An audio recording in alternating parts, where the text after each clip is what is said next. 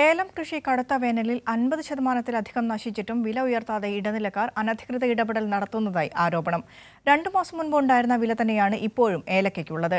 വരൾച്ചയിൽ നശിച്ച ഏലം പുനർകൃഷി നടത്തുന്നതിന് പോലും പറ്റാത്ത സാഹചര്യത്തിൽ കർഷകർ നട്ടം തിരിയുകയാണ്. കർഷക വിരുദ്ധ നടപടികളുമായി ഇടനിലക്കാർ രംഗത്ത് വരുന്നത് എന്നാണ് ആരോപണം. നിലവിൽ 1800 മുതൽ 1900 വരെയാണ് ഉണക്ക ഏലക്കായ്ക്ക് വില ലഭിക്കുന്നത്. മികച്ച വിളവ് ഉണ്ടായിരുന്നെങ്കിൽ ഇതൊരു നല്ല വില തന്നെയാണ്.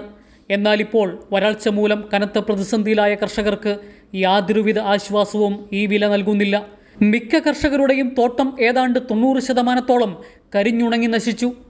ഏലക്കായ്ക്ക് നിലവിലുള്ളതിലും മികച്ച വില ലഭിച്ചില്ലെങ്കിൽ വേനലിൽ നശിച്ചുപോയ കൃഷി റീപ്ലാന്റ് ചെയ്യുന്നതിന് പോലും കർഷകർക്കാവില്ല.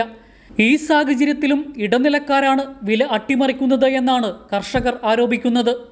അപ്പോൾ അടുത്ത വർഷം ഏലത്തിന് വില കിട്ടുമെന്നാണ് എല്ലാവരും പരക്കെ പറയുന്നത്. പക്ഷെ വില ഉണ്ടാകാതിരിക്കാൻ ഇതിന്റെ വ്യാപാരികളും ഈ ഓപ്ഷൻ സെന്ററുകാരും ഗൂഢാലോചന നടത്തി അവർ വില ഇടിച്ച് തന്നെ വാങ്ങിക്കുന്ന സ്ഥിതിയാണ് ഉള്ളത്. അതിന് അവിടെ നടക്കുന്ന കള്ളത്തരങ്ങൾ കണ്ടുപിടിക്കാൻ ഗവൺമെന്റ് ഒരു അന്വേഷണ സമിതിയെ തന്നെ വെച്ച് പരിശോധിപ്പിച്ച് ഇതിനകത്തൊരു ഇടപെടൽ നടത്തേണ്ടതാണ്. സ്പൈസസ് ബോർഡും കേന്ദ്ര സംസ്ഥാന ഗവൺമെന്റുകളും ഈ വിഷയത്തിൽ അടിയന്തര നടപടി സ്വീകരിക്കണമെന്നാണ് കർഷകരുടെ ആവശ്യം.